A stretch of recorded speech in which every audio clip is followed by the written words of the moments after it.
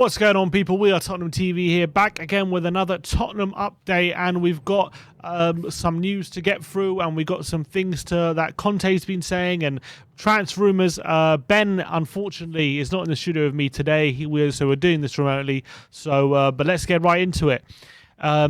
The first one is from Jack Pitbrook of The Athletic, and he's been talking about Tottenham's prospective summer plans for a left centre-back, and he says Tottenham's top priority in the summer is a left centre-back. He says Spurs want to spend big on this position, as much as they spent on Christian Romero last summer. He says they're looking at four options: Josko Gvardiol from Leipzig, Alessandro Bastoni from Inter Milan, Sven Botman from Lille, and Nico Schlotterbeck from Freiburg are the four options they're looking at. He said Tottenham are looking to spend as much as they spent on Romero, but he says Gvardiol is likely to be a lot more expensive than that. Obviously, those four players are very good quality signings. I'd be happy with pretty much any of them. But who would your be preferred option of those four? For me, I guess because Bastoni's played with Conte before and played at a high level Inter Milan, I guess he's the standout. But is he the best one, do you think? It's hard to say, to be honest. It's hard to say. I mean, Brains will be very happy that Schlotterbeck has been put into these names, because he's been banging on about him all season. Freiburg have had a really good season in the Bundesliga this year. I was a bit annoyed that Martinez isn't on that list, because I really wanted to see him in a Spurs shirt next year. I thought he would slot straight in. And obviously he's played with Romero for Argentina. But to be honest, to tell you the truth, I'd be happy with any of these players from the list. I think any of them would be an upgrade on Davis, and a massive upgrade at that. Gvardiol is a very, very good player, having a big season for Leipzig this year. It's a shame that he's probably going to be out of our price bracket. But I probably agree with you. Probably Bastoni, just because he's worked with Conte before, and if he has worked with Conte before, he's shown him enough that he wants to bring him over to Tottenham. So, like I said, I think I'd be happy with any of these four signings, but I'd probably sway just towards Bastoni.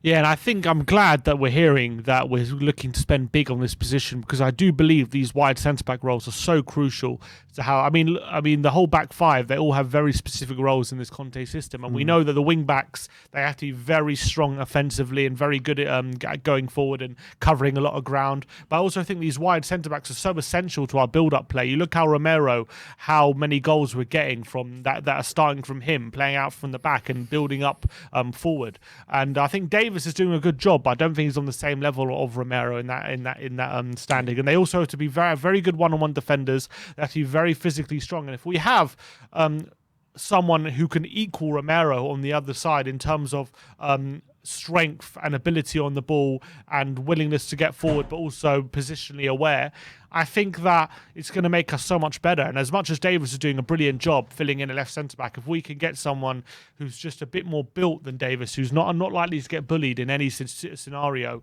and is also very comfortable on the ball, then I think we could be on for a winner. Because I think that's where Davis excels. I think his ability on the ball is what's getting him that spot at the moment. Well, yeah, not just that, but there's just no one else to play there as well. That's also true. Which is the honest truth with Ben Davis. I mean, look, I'm very happy with what Ben Davis has shown this season, but it's clear that he's the one in that back three that's the most upgradable, and the one that we need to upgrade first. So I'm happy that we're talking about this kind of caliber of signing to replace him. So it kind of insinuates that we are going the Antonio Conte way, doesn't it? Yeah, it insinuates that Conte's planning for the future as well, so that's good. Next up, we're talking about Giovanni Lo Celso, and Romano has said that Villarreal are more than happy with Giovanni Lo Celso. The plan is to open talks with Tottenham to keep Gio also next season, but there is no buy option included in his loan deal. Unai Emery was key to completing the deal in January when Lyon approached Spurs for Lo Celso. Conte has been talking about Lo Celso in his pre-match press conference, and he said, and he was asked about whether Lo Celso could come back to Tottenham next season. He said that he's showing he's a good player, and I never said he's not a good player. This league is very difficult, and it's important to play with great intensity and strength. I'm happy for Lo Celso to go back there and show he's in top form, and it's good, especially because Tottenham paid a lot of money for him. I'm very happy for him, and I'm also very happy for Brian Hill. They are playing very well in Spain. The club did the right choice. So what do you gather from those quotes? Obviously he never really said, yeah, we'll welcome back Lo Celso, but he never said, he's not coming back either. Do you kind of insinuate that maybe still his time's probably done at Tottenham, considering those quotes, or not really? It's left open. Yeah, I mean, look, it has been left open by the quotes, but I think that in my mind, the way Conte's thinking is that it's good that he's performing well, just so we can get a fee for him, a significant fee for him.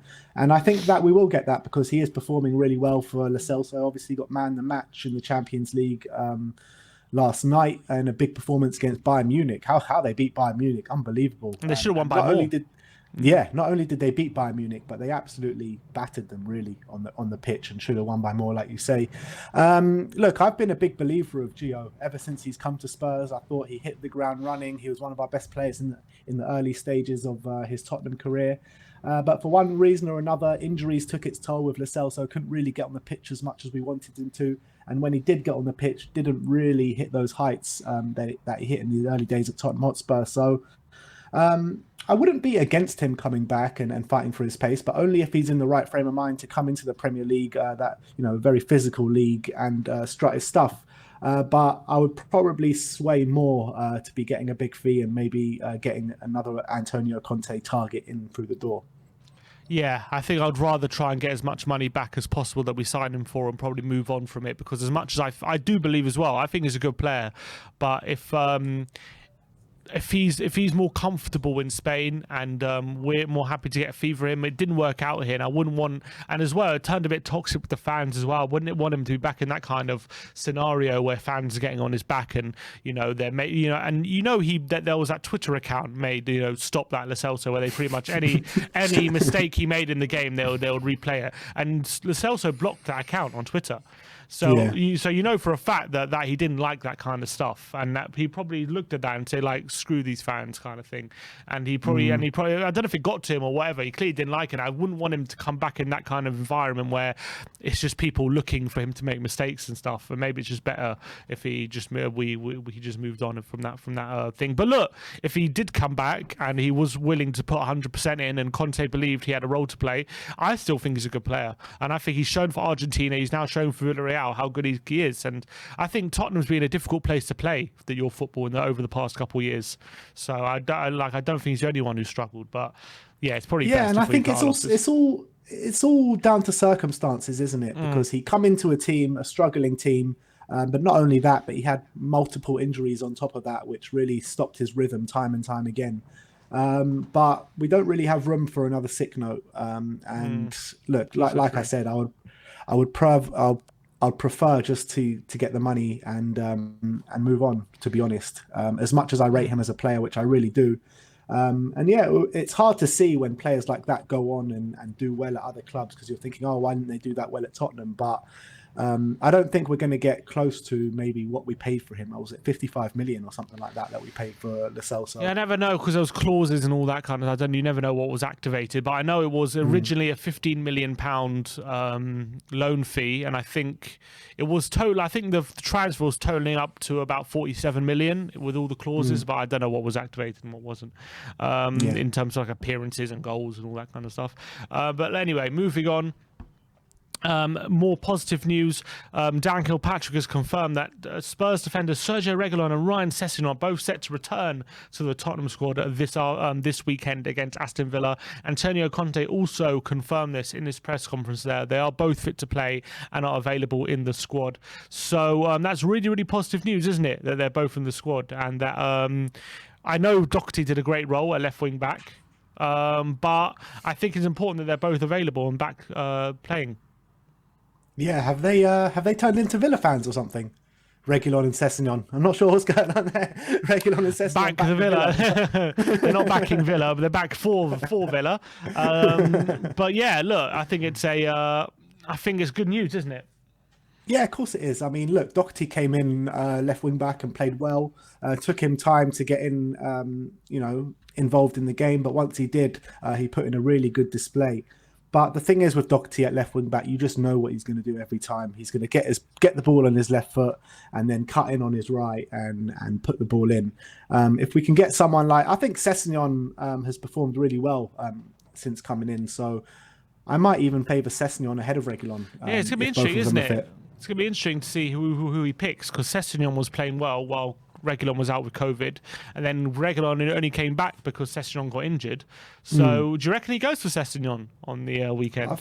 Well, I think it will go down to who's actually the more fit of the two. Will probably start the game, but if they were both at the same fitness, I actually might favour Sessin, to be honest. All right, interesting.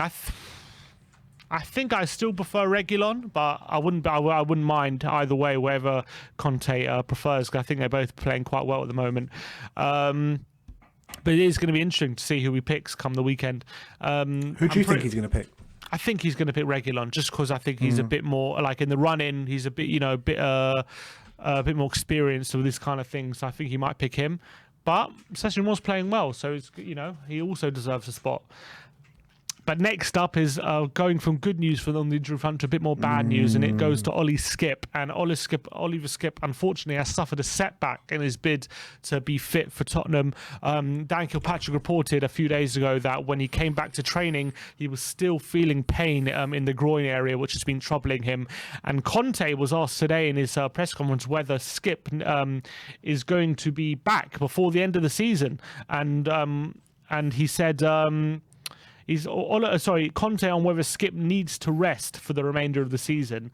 He said, absolutely not. We have to recover him for this season. This has to be the target. It is totally different to the Tanganga situation. Jaffet had an injury in his knee and his season was over.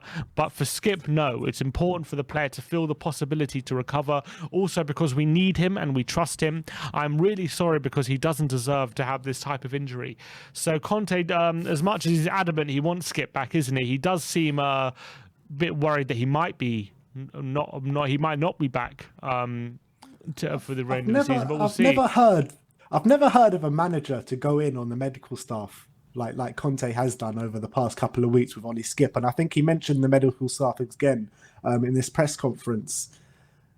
I mean, I don't really know what is going on in the background over there, because he's like adamant that Skipp's going to be back, and the medical staff are like saying different things, and I don't know what's going on behind the scenes there. But obviously, it's a very bad situation, because if one of the two midfielders get injured for us, we're stuck with Harry Winks, and obviously that's not going to be enough to see us through to the end of the season. Yeah, exactly. So. I agree, and I think that we need to get back as soon as possible, because I think he provides such a crucial role for the team, and I think that he's very much reliable. And right now the pressure's on Højbjerg and Bentancur to stay fit and keep performing. Whereas if Skipp was there, you could always bring him in, but it's going to be difficult. I feel bad for him because he was obviously had a good season playing well, but this injury just doesn't seem to be going away, does it? And it's very frustrating. It must be very frustrating for him that every time he seems to be kind of near to coming back, the pain either resurfaces or doesn't go away as quickly as he had hoped. And again, it's in that scenario. So it doesn't look like we're definitely not having Skipp this week. It does kind of feel like it's just week on week kind of thing. Like we'll just see how he is, because it's not it doesn't seem like the kind of thing that they're putting a time frame on, because I feel like they feel like he should be fit, but he's still feeling pain. So they don't know what's going on. That's the problem. I don't understand why is Conte like going in on the medical staff? What is that all about? I don't understand it. I don't know if he has gone in on the past. I don't think he's going in right. He's saying he's putting pressure on them because I don't know, maybe he doesn't understand what's wrong with them. But if he's not fit enough, then what good is putting pressure on them going to do? Obviously the medical staff surely want to get him back as soon as possible as well. Yeah, I don't know. Maybe he feels like the medical staff are being overly cautious. I don't know. That's all I can think of. It's very strange, isn't it? I've never seen something like this before. Yeah, it is a bit weird. But Mourinho as well had his clashes with the medical staff. You remember in the documentary? He was like, don't you dare tell me Son's out for that game. You don't tell me that. I want to hear he's fit and he's available to play. I don't want to hear anything else. They're like, sorry, Jose, he's going to miss 3 months. 3 months? Like, no. But yeah. Anyway, I think the manager's always going to. Yeah, I think a lot of when they that level with the pressure there, they're gonna have unreasonable demands sometimes on the medical staff. But anyway, moving on to Antonio Conte. According to Sami Mokbel of the Daily Mail, Antonio Conte is among the managers who are interested in PSG as Pochettino's replacement, as he is expected to leave PSG this summer due to them obviously exiting the Champions League in the manner they did, even though they are probably going to win the league. Look, he might be on the shortlist, but do you think there's any danger of Conte going to PSG? There is if Daniel Levy doesn't give Conte what he wants in the summer. That's for sure. I think as it stands right now, all the noise is coming out that we are going to back Conte in the summer. If we do, then I don't think there is any danger. But anything can happen with Daniel Levy. We've seen it in the past. And if Conte doesn't feel like he's getting what he wants, then I don't see why he wouldn't go there. But would he see it as enough of a challenge to winning the league at PSG and stuff like that? And I know Champions League's obviously a big deal, but rebuilding again at another club when he's just starting to build something at Tottenham, I guess it'll be difficult to envisage. But you never know with Conte. He's done it before. It's a different job. Like if he gets what he wants at Tottenham, he'll stay here. I have no qualms about that. But if he doesn't get what he wants, and let's say PSG are the biggest job on offer or the only job on offer, then he'll go there. I don't see why not. He'll get paid very handsomely to do that as well. I hope he doesn't have a chat with Villas-Boas, would he? Because Villas-Boas had an offer from PSG after one season at Tottenham. And obviously he was doing great at the time, so he turned it down and said he was loyal to Spurs. And then he ultimately got sacked a few months later. And he said recently, or a few years ago, that he ultimately looks back on that and regrets turning down PSG. So I hope he doesn't talk to Conte about that. If Conte does go to PSG, you know who our next manager is, though. Pochettino, 100%. Yeah, might as well give it. 100% is I'd put a lot of money on that. So I guess it wouldn't be the end of the world, but I mean, it wouldn't be great. I'd still prefer Conte for next season. Last but not least, some positive news from Heung-min Son, and that is Heung-min Son has completed all 544 hours of volunteer work as of last month. Big up, Sonny. Finishing all of his military requirements. It's taken a while. He won the Olympic gold to stave off any further military service, but apparently he wasn't done. But now apparently he's completed all the requirements he needed. So I don't know when he found time to do that, but or where he did it, but apparently he's finished it now. And that's it for Sonny. He can now fully concentrate on Tottenham if he wasn't already. Yeah, you just wait till the South Korean officials look under the carpet and find some more tasks for him to do or something like that. But jokes aside, I think obviously it's great news now. He can fully concentrate on the task in hand. 100%. And just one last story, which is just breaking now, but it's not necessarily Tottenham related, but it is about Thomas Partey, yeah. He is from Arsenal. He is set to be out for a few weeks at least, according to Arsenal, who've just released an update on him. They haven't given a specific time frame, but they've worded it that they're going to assess him over the coming weeks, and then they'll make further, and they're going to receive further specialist consultation. So very bad news for Arsenal and Thomas Partey there, but it looks like the injury problems are mounting for Arsenal. Yeah, they are, and I don't like to see any players. I don't like to see any players get injured. I really don't, but I'm not going to cry about it. Exactly. All right, so we'll see how that affects the top four race. But that's all the Tottenham news for today. Thank you everyone for joining us. Like, subscribe, and comment. And as always, come on, you Spurs. Come on, you Spurs.